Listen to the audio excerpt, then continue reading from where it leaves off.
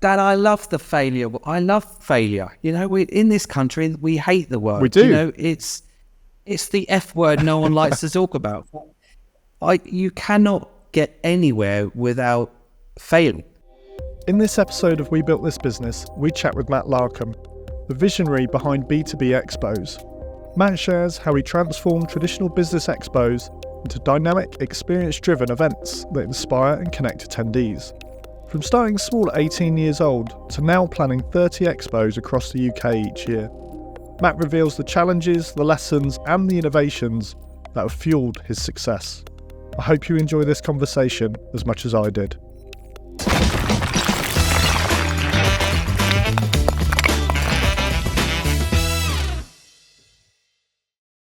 Matt, welcome to the podcast.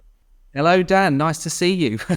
I don't think have we met before? I can't remember if you once said you came to one of our shows before. So I don't think we've met in person, but I've definitely been to one of your shows. I went to the show over at the Kassam Stadium. I think it was pre-COVID. Pre-COVID, right? Yeah, so completely different to our setup now. 100%. Yeah, no, it was a great. It was a kind of. I went there for like a networking opportunity. Also met a couple of business owners that I knew there. And yeah, it was the first real time I've kind of interacted with that kind of expo feel. So really looking forward to hearing kind of more about B2B Expos and also how it all started. So let's get going, Matt. Tell me about B2B Expos. What is it all about?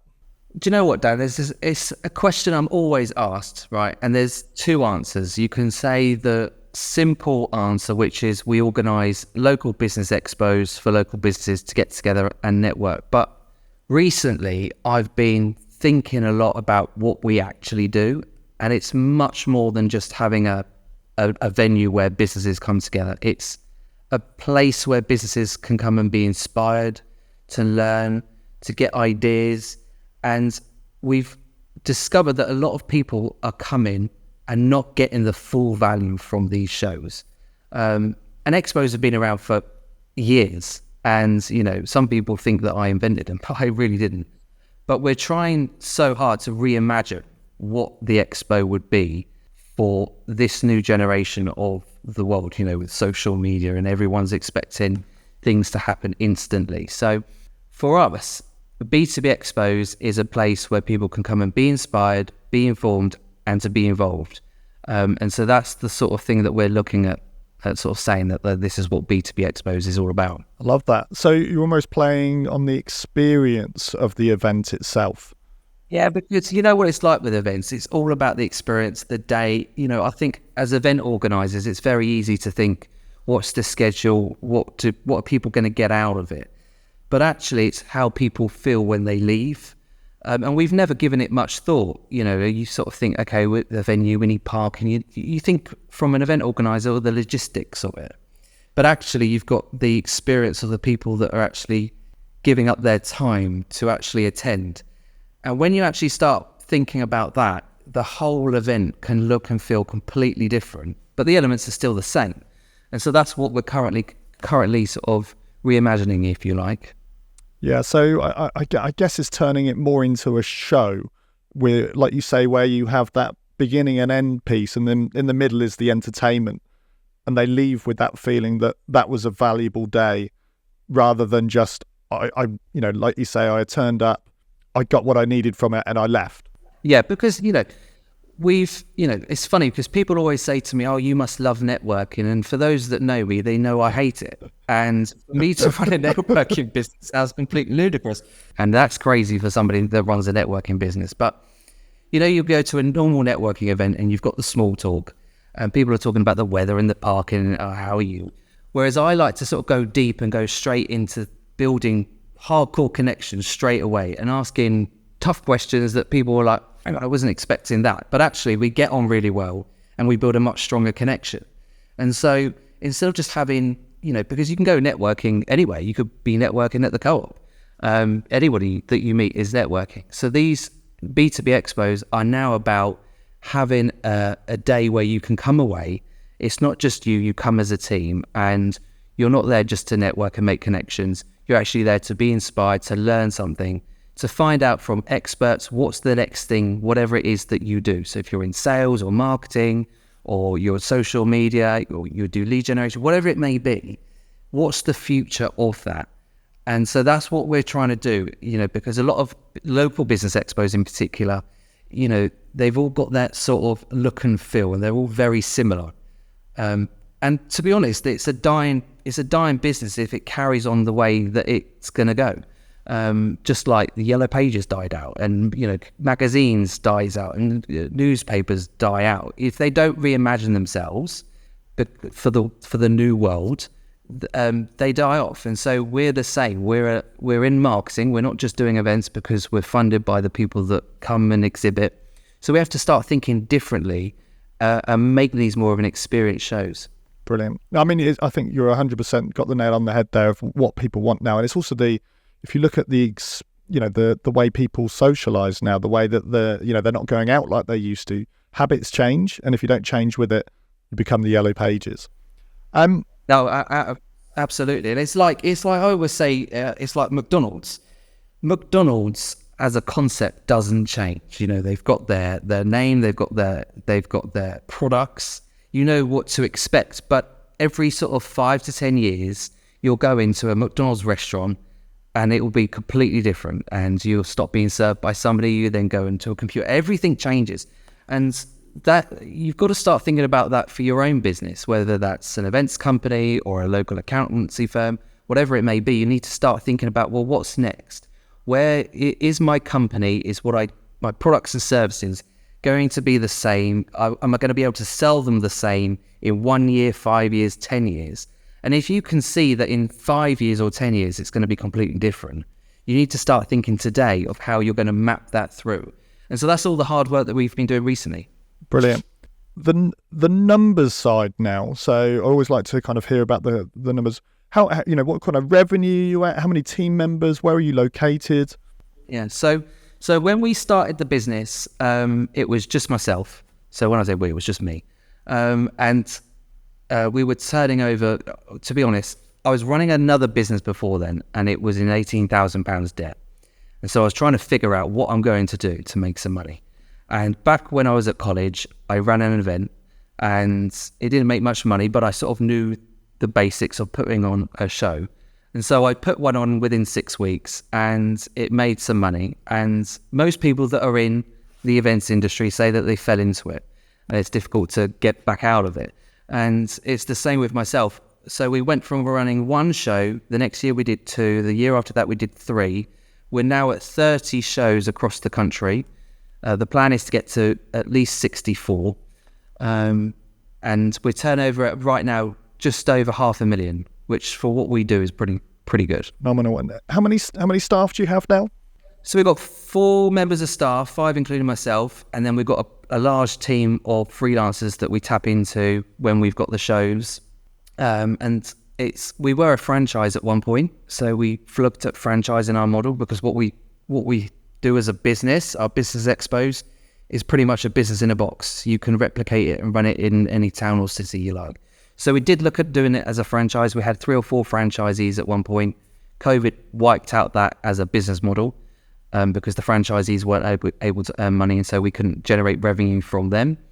And during lockdown, we decided to buy back the franchises, and it just employs staff to actually put on the shows ourselves. Okay. So yeah, it's come a long way. And when did you launch? So we started our first event in 2011. So been going quite a while. Yeah. When you look back, the shows are the same format. This is why we've worked so hard to try and, when you've got a format that's worked, it is bloody scary to try and think, right, how can we now change this? Because yes, it might work. It might have worked yesterday, and it might work today, but is it going to work tomorrow? And if there's a question mark over there, you have to act now. And because we've always seen ourselves as the market leaders in, local business expos for local businesses, we have to be the first to take that leap. Yeah, no, definitely. Before we go into that side of things in too much detail, let's go back to Matt and how you essentially fell into the event industry. If we go back to school to start with, you said were you looking to at any point run an events company? Oh no, I knew from a young age, Dan, that I was going to be an entrepreneur. It's that normal case of, you go to school, you get bullied, you get picked on, and you're trying to think, well, how can I sort of elevate myself? So I decided that I was going to run my own business, because I knew that if I ran my own business, because my dad and my grandparents both ran their own businesses, I could see that people that worked for them respected them. And so I decided I was going to go down a similar route. I was very entrepreneurial. I would empty my mum's fridge and stock it with strawberries and get skewers and stick them on skewers with marshmallows, sell them outside the front door. I was doing everything and anything to try and sort of get some money in, all that sort of stuff. And I had a real sort of ambition for it. And I really liked building these little businesses. And so even from the age of 11, I was sort of going out making money. But when I was at college and I put this first event on, it made a little bit of money, and the second event made a little bit more money, and the third one made a little bit more money. So it was not planned or anything. It happened. What events were these? So these are exactly the same events that we do today. Oh, they were expos. So exactly the same. There were still business expos. The very first one, Dan, was a business expo, but it was aimed at students. So the story with that is, we put on this event at college, and it was going to be an event where students could come along and meet with local businesses to find out, get some ideas and knowledge from these local businesses on how they could start their own business, turn their ideas into reality. And we were going to get some local people to come and do some talks to give them some advice. And the principal at the time got wind that we were doing this, and for some reason he didn't like it. And so he decided on the same day to put on an event, which he made compulsory, the other side of the college. That's unbelievable. So, so the whole day was a failure, if I'm honest. But there was a 15-minute period where it was absolutely packed, because they had a break the other side, and so everyone was coming over. So I learned a lot from that. But I think, you know what it's like when you're in events, people give you good feedback face to face, and I sort of ignored all the negative feedback, took on board all the positive feedback that everyone was saying to me. And rightly or wrongly, I just thought, okay, maybe I can do this. And that's what led me to do the next one, and so on. And I haven't stopped. No one's caught me yet doing it. So we'll carry on. So at what age did B2B Expos, what age were you when B2B Expos was born, for example? So, I was 18. So literally from college, I did the first event. There was a 6-week period where I tried setting up another business, doing computer repairs and all this sort of crap that I had no idea what I was doing. And at the time, there was an organisation called Business Link. Anyone older than I will remember Business Link. And one of the mentors from there said, if you don't know how to repair computers, why the hell are you setting up a computer repair business? Well, my ethos was you would just employ somebody that knew what they were doing, because I'm going to run the business. It's like today. I don't know everything about social media. I don't know everything about admin and bookkeeping, but we've got a team of people that do it. And so he said, don't do it. And I didn't listen to him, and I should have done, but I was only 18 and got a business loan from a bank. Can you believe? £18,000 business loan from HSBC. And within 6 weeks, I'd spent it all. And I was scratching my head at the time, thinking, okay, now what am I going to do? And that's when I realised that I'd done this event at college, thought I'll put on another one. And there we go. That was the first one. That was the first one under the company Memo Events. So the way we're structured is we've got Memo Events, and then under that sort of umbrella, we've got B2B, which is one of the brands that sit under that. Wow. I can't believe that. So the teacher, did you say the teacher? Sorry. Yeah, the principal. Yes, the teacher of teachers. Yeah. So he was like, one of the students is trying to be entrepreneurial and create something, and as a result, I'm going to do it and make it. I mean, no wonder why we struggle in this country, eh? Exactly right. Okay, you couldn't write it, but the more crazier story is of when I was at secondary school. I was one of those kids that sold sweets. I had a tuck shop, so I was one of those kids that went into school with 10 rucksacks full of bags of sweets that I'd made up at home and selling them for £1. And that's what inspired my first book. It started with £1, about my journey of being entrepreneurial in business and achieving sweet success. And so I was selling these sweets in the break times and at lunch times, and kids would literally form a queue to come and see me, giving me all their change. I even had teachers coming up to me trying to give me money to buy sweets as well. And the school had just rebranded, okay? And the headmistress found out, called me into her office and said, you cannot do this. You cannot run this business. And I said to her, hang on a minute. You've just renamed this. I'm going to name and shame the college now, but you've just renamed this Cranbourne Business and Enterprise College, and you're having a go at me for running a business and being entrepreneurial. You couldn't make it up, but it's absolutely true. I mean, I know there's a lot of people on the internet saying that, the school system is broken, but I think you've just given 2 examples of why people think that. Well, exactly. Yeah, absolutely. So, I mean, starting at 18 is, it's hats off to you, incredibly tough starting a business, but I think it's the best age because you don't know what you don't know. So just giving it a go, you're going to learn everything at a very fast pace. I mean... Yeah, and normally if you're anything like me, you're a bit cocky and you think that you can do anything.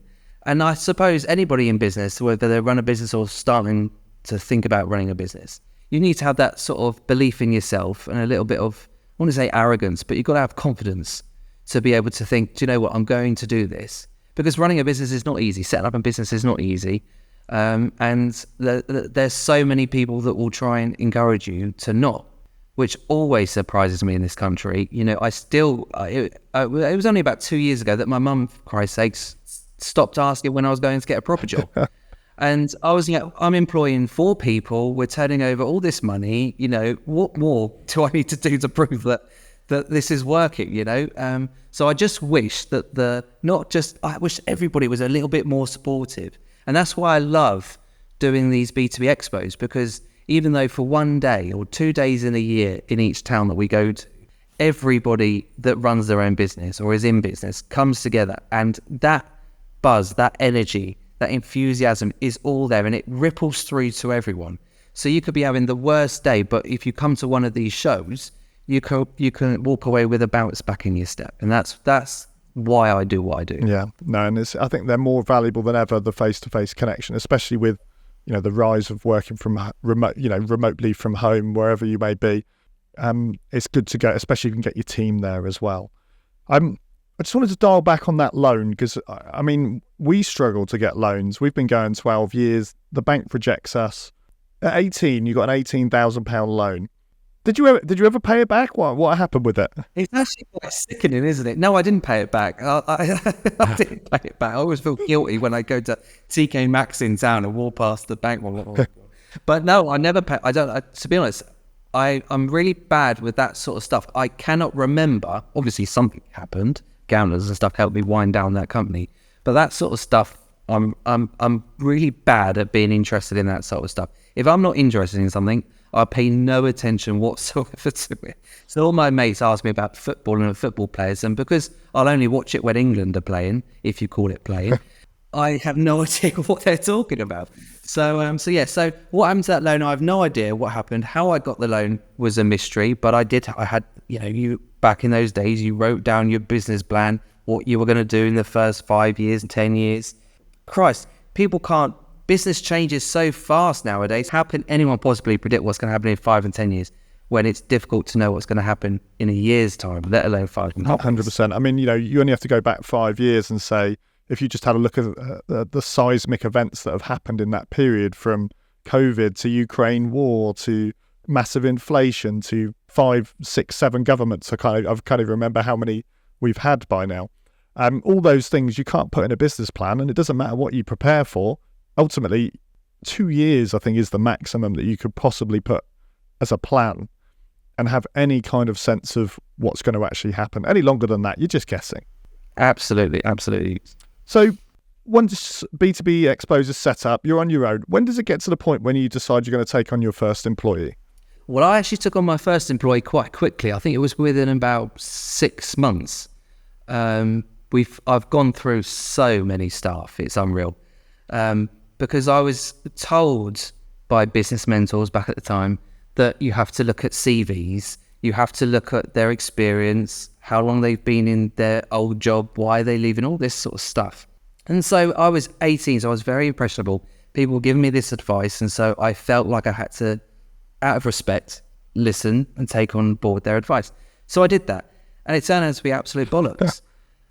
So I've since learned that the best way to employ is to not look for a CV. You have to ask for a CV, because actually when you're recruiting, if you don't ask for a CV, they think you're just as mental. So you have to ask for the CV. That's not the way it's done. Exactly, right? So they freak out and don't apply anyway.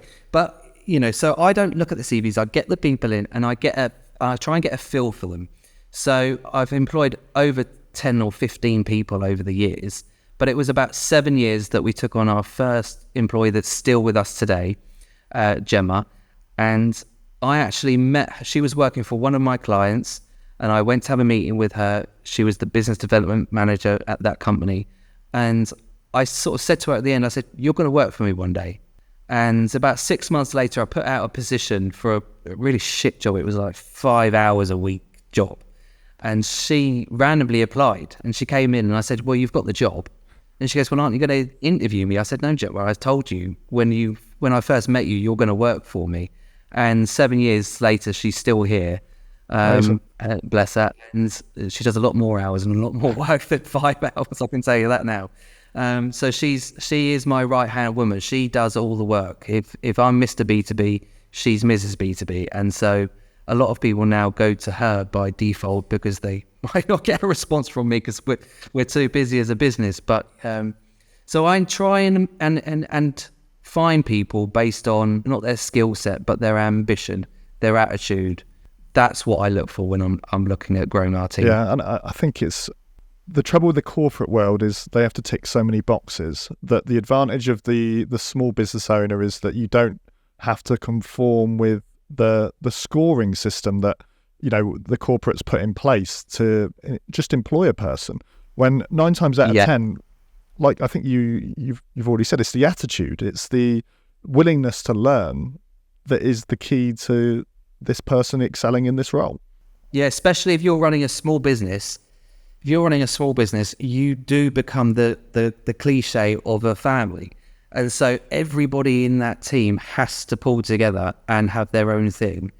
But you cannot have somebody just because they had that experience, because they might come in with too many ideas of the corporate world and try and impress that corporate structure within a small business, and it doesn't work. People are surprised when they have come from a large company and they then come and work for us as a small business. They are surprised at the difference. But I let all of our staff run their days. They can work the hours they like. Nobody works Fridays. So we really do have a structure where they are essentially their own boss. And I found that that's the best way. If they've got, if any of them asks for holiday, the answer is always yes. And I've always said, even if we've got an event on that day, as the business owner, I will do everything I can to make sure that you can still take that time off, because I know that they appreciate that, and that support ends up coming back in its own way. Yeah. I mean, autonomy is like its own superpower, I think. If you're able to give people autonomy, that builds the respect. They're able to control what they want to do and, put their own imprint on things. And it just builds a team. And that is, for me, the one big key difference between a small business and a corporate world, where in the corporate world, you are looking after one small area within a team. Whereas in a small business, 1 minute you're doing finance, you're doing sales, you're doing a bit of marketing, you're suddenly helping unload a van, you're doing all sorts of different things, This podcast is sponsored by Team Building Experiences. If you're planning a team building event, away day, or corporate event, then check out team-building-experiences.co.uk and state podcast 15 in the comments to receive 15% off your proposal.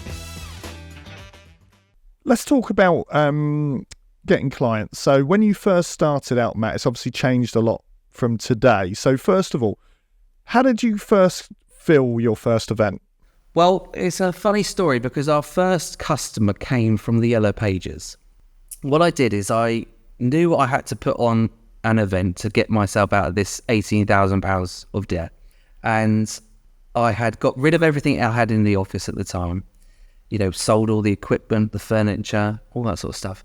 And pretty much all I had left on my desk was a laptop, a phone, and a copy of the old Yellow Pages. And I think it was the year before. So it was literally, but even back in 2011, they are pretty useless, but it was there, right? But actually it turned out that yellow book ended up being a little pot of gold for me. So what I did is I grabbed it and I went through And I went through all the B2B industries, and the first one that I came across was accountants. And I looked through the list of accountants in Basingstoke, and I found the biggest advert because I knew that they would have had the biggest marketing budget. And without even giving it a second thought, I rang them up.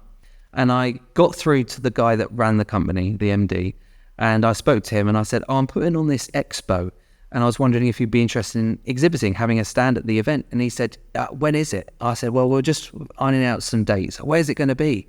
And I was like, there's a couple of venues we're looking at. What sort of prices is it? There's a couple. I said, let me just take your email address and I'll email you the details. So he gave me his email address and I hung up and I thought, well, I haven't got a venue in mind. I haven't got a date in mind, and I've got no pricing in mind. But because he said he was interested, I worked all that evening planning it all out. Downstairs below us in the offices, there was a conference room, which I knew was fairly big enough for us to sort of host this. So I spoke to the guy that I was renting the office from. He said I could use the space for free. And I emailed the guy back a couple of days later and I said, right, here's all the event details. And he emailed back saying, great, book us in. So he was the first guy. If that guy hadn't have booked or hadn't have answered, it could have been a completely different story. But that's where it started. We definitely don't get clients nowadays from the Yellow Pages. But that's how we got our first one, Dan. Brilliant. Yeah. I interviewed a guy called Alan Donegan who he essentially promotes before you build, you sell.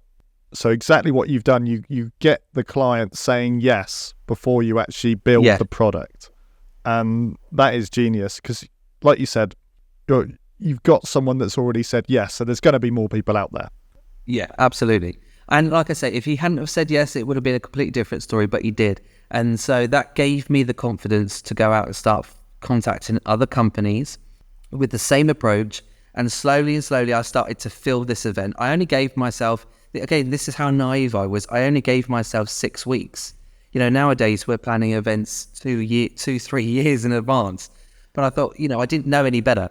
So we had 6 weeks to fill this show. And at the end of the day of the event, honestly, and there's videos, if you go on YouTube and you search it, if you put in like Hampshire Business Expo 2011 or whatever it is on YouTube, it will come up. But you will see the feedback, and it's genuine feedback. People saying, this was the best business event we've been to like this ever.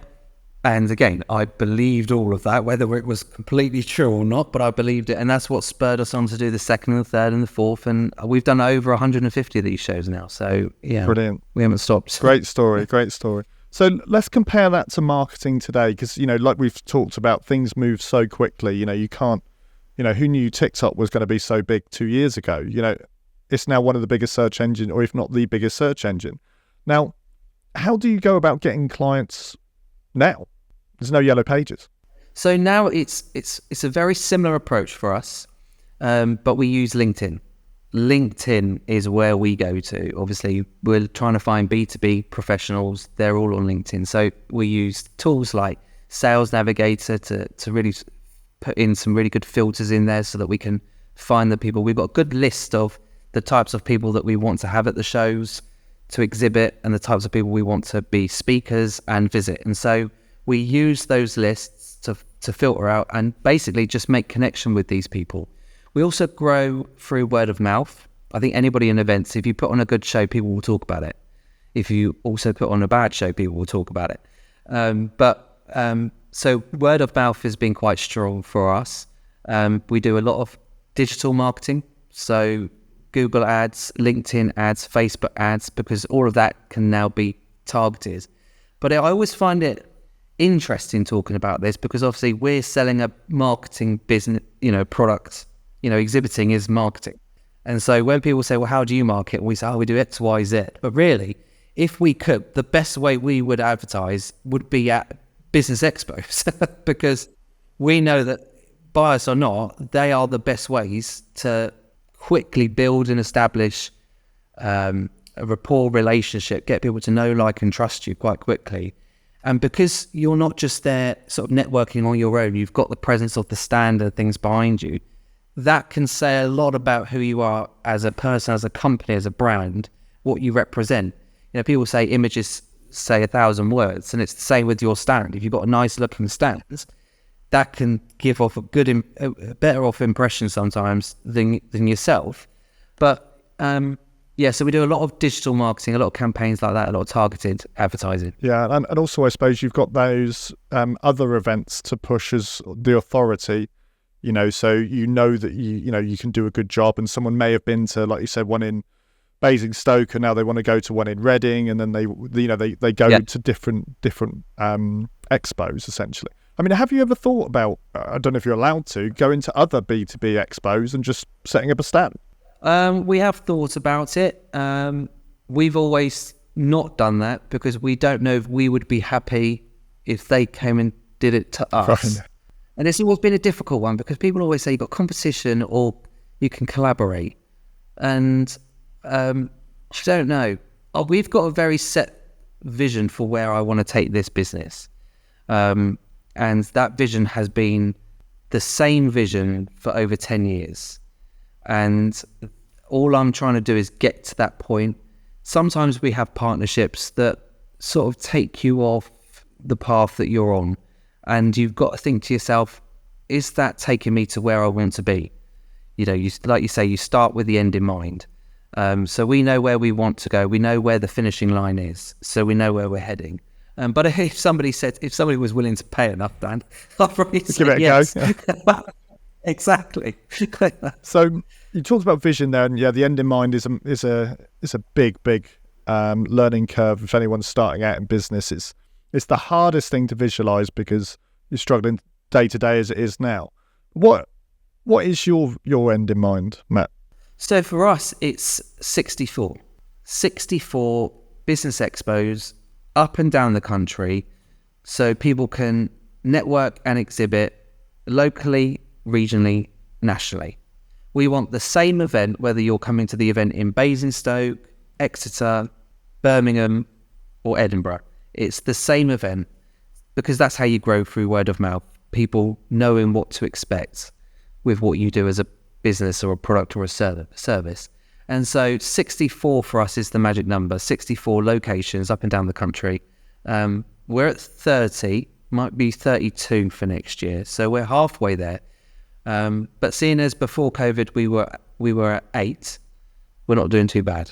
That is some rapid growth. How have you managed to scale since COVID?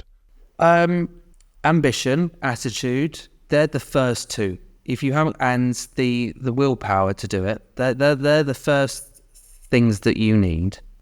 But you also need a system. You need a something that you can replicate quite quickly. It needs to be able to, copy and paste, as I call it.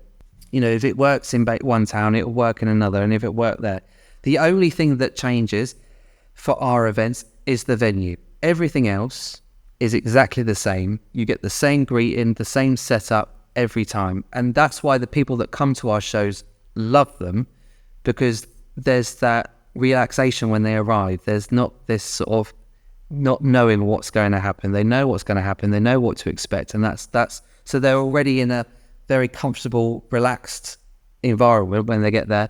And so it then makes the networking, the connections, the doing business much more easier. That and a good team. You've got to have a good team behind you that can understand your vision. You've got to buy in their support so that you can grow out, because you physically can't be at every show, So although I'd love to be, I physically can't. Yeah, I think scaling is one of the hardest parts in business. I mean, we haven't quite reached the 300% like you have, but when we came out of COVID, I think we were about 7 or 8 people, and we're now like 16, and we're our revenue doubled, so we'd probably twice over. We had to move into double the size of the offices, double the size of the costs, so the targets. But a lot of people think, we've doubled our revenue, we've doubled our staff, and that's all great. But I always remind the team that it's the bottom line, it's the profit, because they always say to me, well, this is great, we can put on more shows. But I say, but if we're putting on more shows and our turnover is going to be higher, our overheads are going to be higher, our event costs are going to be higher, everything else is going to be higher. If the bottom line remains the same, there's no point putting in the effort. So we're all constantly always thinking about the bottom line, how we can, I know it sounds crude, but squeeze more out of our paying customers, because there's only three ways you grow your business.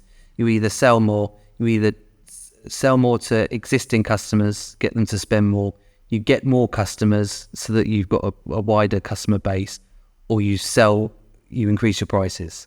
They're like the three main things. So we try and do all the three things at the same time. But at the front of our mind, it's how we're constantly adding value. Adding value. How can we give more to our exhibitors, our sponsors, our partners, all of that stuff, so that they continue to rebook and attend our shows. Yeah, I guess it's adding value, and then as a result, increasing the average customer value, isn't it? So you're absolutely. Not having to do more just for the sake of doing more. And so we like you say, we've done that, and that's how we were able to achieve that 300% growth that I mentioned before we started this podcast. But we didn't get there overnight, although sometimes when you look back it can feel like an overnight success, but it really isn't. It is a lot of hard work, and sometimes you've got to have 10 years behind you to have all the cock-ups, to make all the mistakes, to be able to then say, okay, we've got something here that works. It's easy, we can replicate it quite easily, so let's just go. And so that's where we're at now. So I think it will be another sort of 2 years before we get to the 64, but we'll be at the finishing line. Then we start the next race. What that next race will be, I'm not too sure, but at least we know where we're heading. Sounds fantastic. Yeah, I mean, to have that goal so close as well must give you all sorts of, especially as an entrepreneur. But what I wanted to just find out is you talked about this, obviously the struggles along the way, because business is hard. Have you had any examples of things going wrong that you've managed to kind of overcome? Well, how long have you got, Dan? Probably about another 20 minutes. Yeah. So this was a question. Okay, this was a question you asked before the podcast, and I was sat with one of the girls in the team, and I said, "Which one do we choose? which cock up do we choose?" So I think the biggest one for us was trying to launch a new series of events, and we did it earlier this year, so it's very recent.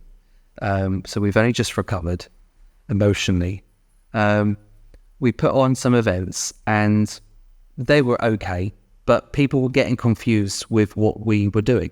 And when your customers get confused, you don't end up getting nothing from them.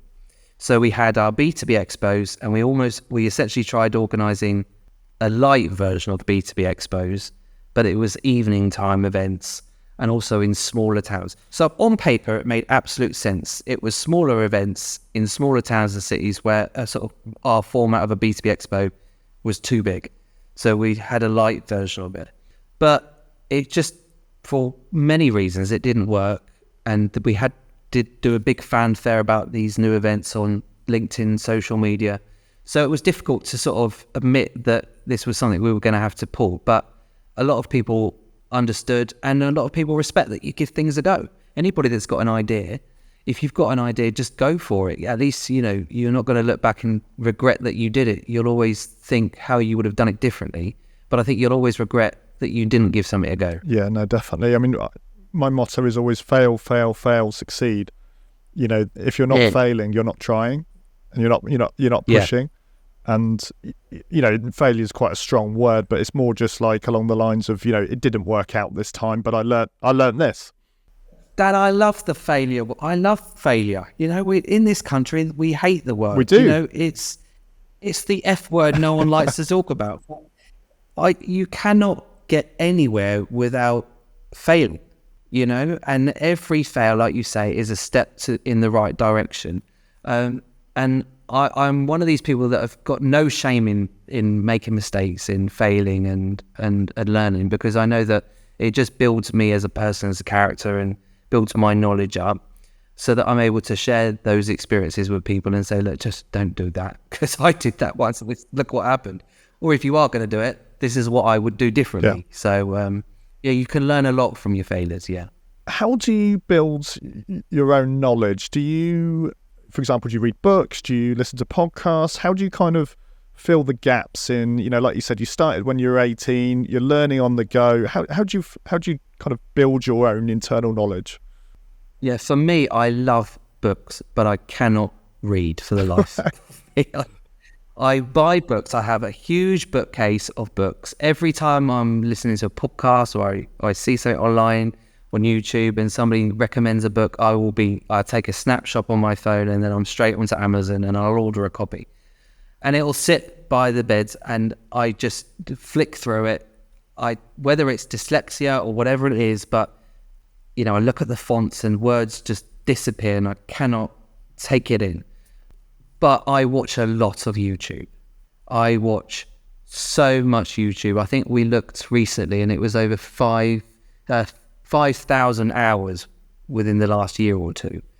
I have it on at home, at work, in the background, whatever it may be. And I just have it on all the time because for me, that is free advice. I mean, I'd pay for premium. I think if anybody's watching YouTube and they're not paying £15 or whatever it is for premium, I think they're an idiot because you could get rid of all the adverts and just have constant content 24/7.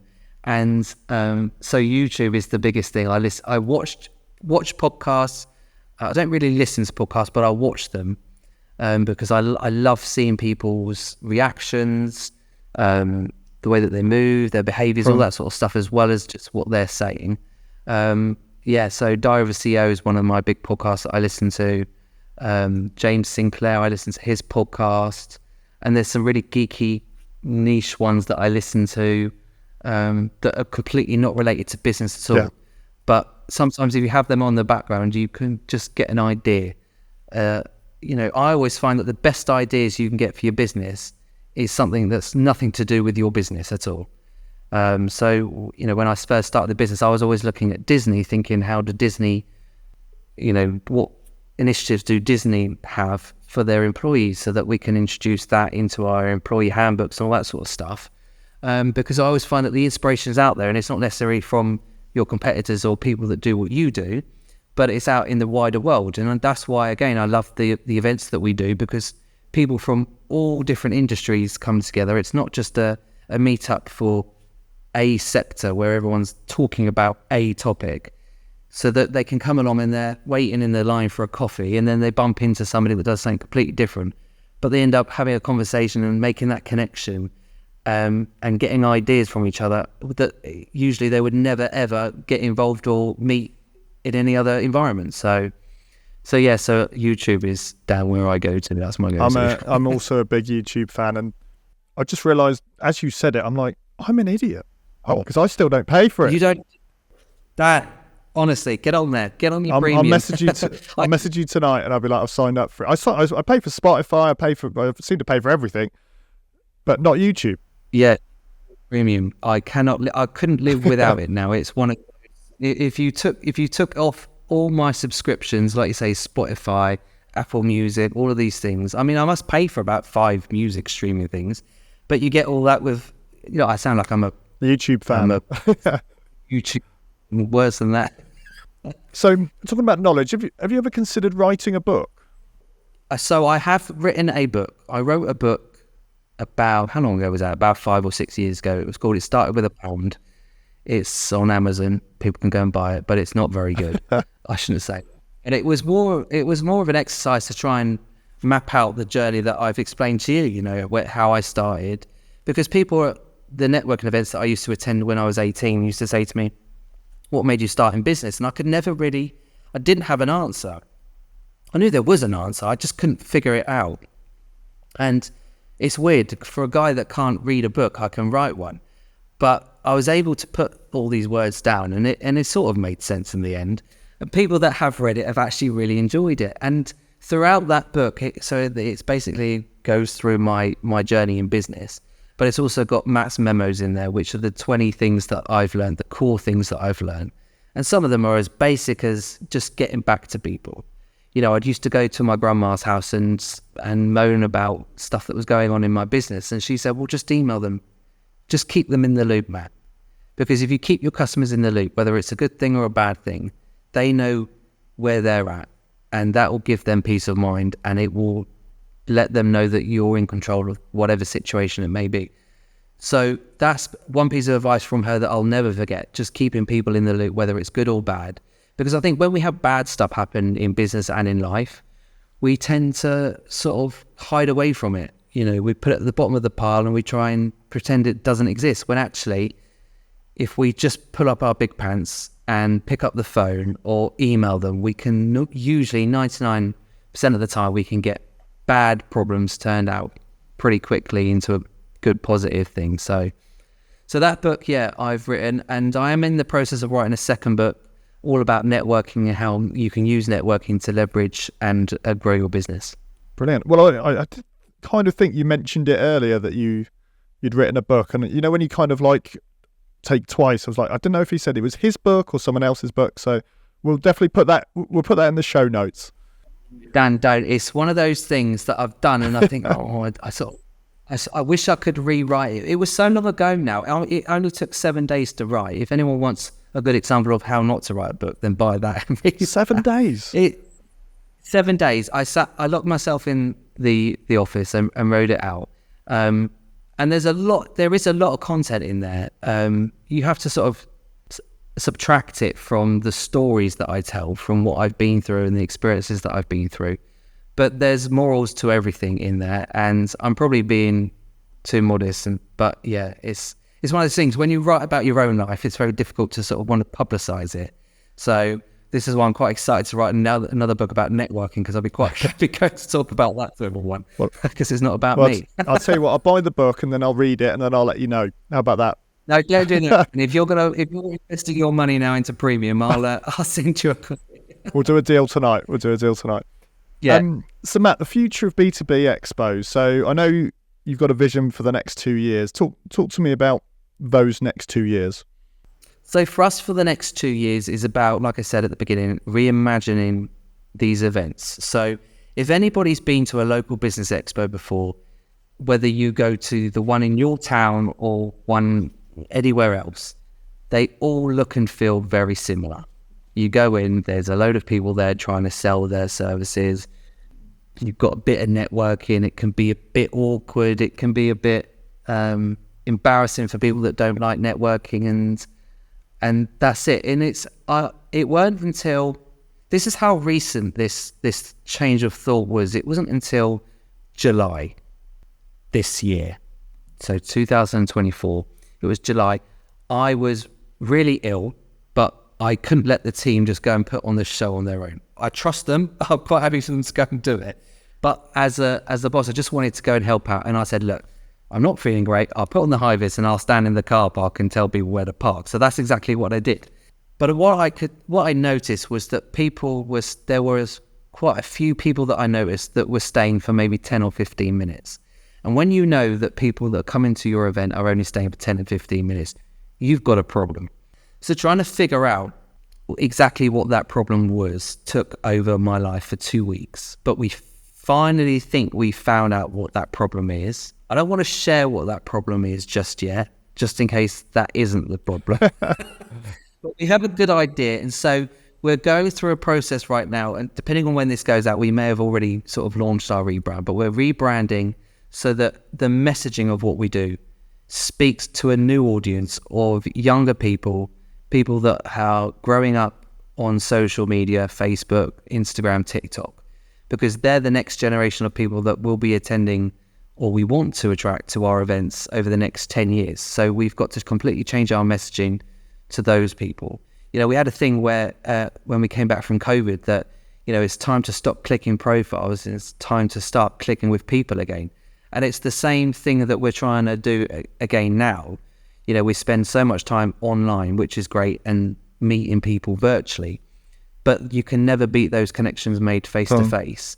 But we also want to say, okay, well, you've got that, but for people even like myself who don't enjoy networking, we still need to put on an event for them where you've almost got a version of YouTube live at these local events where you can come and listen to back-to-back content, bite-sized seminars of 20 minutes, so you can just get loads of ideas, meet loads of contacts and exhibitors that can help you get to where you want to be, so you can walk away feeling like you've actually gained value from that show. So that's what we're sort of trying to repackage right now. No, sounds great. And I think you're tapping into exactly the right experience-led B2B conference, which is where things need to go. Because like you said, if people are leaving, what's going to keep them there? And it's engagement, isn't it? It's going to be, they want to be, what do they actually want to achieve when they get to the conference or the expo? Yeah, and I'm not saying, by the way, I'm not saying this is everyone was walking out with it. Yeah, This would be everyone. very bad. Because when I reported this back, we sat down with the team and I said, this is what I noticed. They all said, what are you talking about, Matt? That was one of our best events that we've done. Everyone loved it. All the exhibitors loved it. And I said, I know. But for that small percentage of people, they didn't. Or there wasn't enough value there to keep them there. These are only 4-hour events, so we're not talking that these are all-day events. You don't have to stay all day. So you don't have to stay all day. But if people are leaving, I want to know why, and I want to constantly improve and try and add more value where I can so that people make a conscious effort to come to this event every year. Yeah. No, and I think you're on the right track, definitely. I think it's going to be, like you said, with the rebrand, it's going to be something that people will want to go to, make it in social, more social, involve social media, all that sort of side of things. It's where everything is going now, isn't it? Absolutely. Yeah, and you have to adapt. Anybody that's in the event sector knows that it is all about the experience, and annoyingly simple things like food, catering, stuff like that, and all the stuff that you think, hang on, this is not what we're doing, but it's all of those things that people expect. So they're the things that you got to think about first. Because whenever you ask somebody how was the event, they'll always say, the lunch was amazing, or the sandwiches were crap and stale, So they're the things that they'll remember. They won't actually remember the person that they met that they've just done a £10,000 deal with. They'll just think, it was good, but the sandwiches were crap. Yeah. So it's just little things like that we've got to try and iron out. Because like I said, we do see ourselves as the market leaders, and so we have to completely reimagine something that's been non-changed for 20, 30 years. And it's not easy, but it's also not impossible. So we're giving it a good go. Definitely. So once you've hit that 64, that end goal, what happens next? So this is the next race, Dan, that I don't know what the next race is, but I imagine it would be, so there's all sorts that we plan to do. We've got memberships that we want to launch, communities, newsletters, different ways of, we've got a huge network of over 10,000 SMEs that we that we look after. And so we're trying to sort of segment them off so people can have little tribes within within that network. And we want to launch different newsletters, streaming services, all that sort of stuff. So we've got our own platform. So that's the sort of thing that we're looking at. Whether we then take it abroad, the format of B2B, once we've dominated this country, that's something I would like to sort of consider. Maybe Australia, maybe the States, Canada. Those sort of countries would work, I think, for what we do. So that people, if you're a business, you want to then take it to the next step and sort of go global, you can through our events. Sounds awesome. Love that. I mean, the States is a big country as well, and the opportunities are endless there. Yeah, and I think what we do, the format that we're sort of working on now, could really work well over there. And, imagine you're a local business and you're based in Oxford, wherever you may be, and you wanted to then take your business over to the States, and you've been to our B2B Expos in this country, you're familiar with the format and the team, and then you can then just hop on a plane and go over across the pond to the States and go to one of our events there and meet 300-400 business owners over there. It's going to be a good platform to sort of bridge those connections. Yeah, definitely. No, it sounds awesome to me. Really does. I've got 2 questions left for you, Matt. So, if you weren't an entrepreneur, what would you be? What would I be if I weren't an entrepreneur? I thought I'd always like to be a teacher. Quite like the idea of sending the kids home and you just have a little gossip with the other teachers and the teachers. Set up events when they're setting up events and stuff. Yeah, exactly. Something like a teacher. Nothing physical. I'm not really that sort of thing. My dad's a window cleaner, so I don't think I would have followed those footsteps. I don't know. No, I was always going to be an entrepreneur. Whether or not it would have been this business, but I would have run, because, during COVID, I had a sweet shop on the Isle of Wight. My story is actually huge, and I had to try and narrow it down for these sort of things. But, I would have, maybe I would have had a chain of sweet shops or something. Yeah, something like that. Anyway. Nice. What advice would you give to someone that's looking to set up a business in 2024? My advice to somebody looking at setting up a business right now would be to really think about what it is that you want to sell, whether that's your product or your service, and think, once you've got an idea of what that's going to be, is that really going to be the same in a year or 2 years' time? If the answer is yes, then I would say go for it, whatever it may be. If not, start thinking about, well, what's it going to look like in 2 or 3 years? And start building that product. Because although the market might not be ready for it now, they will be in a few years' time. And that's how you become the market leaders. That's how you can set the trends yourself instead of following them all the time. So I think that's what I would do. Is anybody starting a business, whatever it may be, product, service, just think in 2, 3, 5 years, will that product, doesn't matter about the business, don't matter about if there's going to be wars or whatever, COVIDs, is the product or service that I'm going to provide, is it going to still work? You've got to take into a lot of things. And if it is, go for it. Love that advice. Love it. I love the go for it as well, because I think that's half the battle with people not starting. Yeah, absolutely. You know, if you've got an idea, you'll always regret not doing it than doing it. And if you've got an idea, give it a go. And guess what? If it don't work out, you can always go back to what you were doing anyway. Sound advice. So Matt, it's been fantastic talking to you. I've absolutely loved it. No, I've loved it, Dan. It's been my pleasure. How can people find more information about you and B2B Expos? So anybody that's looking at connecting with me can do so on LinkedIn. So if you just put in Matt Larcome into LinkedIn, I'll come up there. B2B Expos, myself and my team will be there. Or you can go to our website, b2bexpos.co.uk, and all of our information, all of our local events, wherever you are in the country, will be there. Lovely. Matt, once again, thanks very much for coming on. No, thank you, Dan. It's been an absolute pleasure. So that was another episode of We Built This Business with Matt Larcome. If you like the chat, please follow or subscribe us, and we'll be back next Tuesday.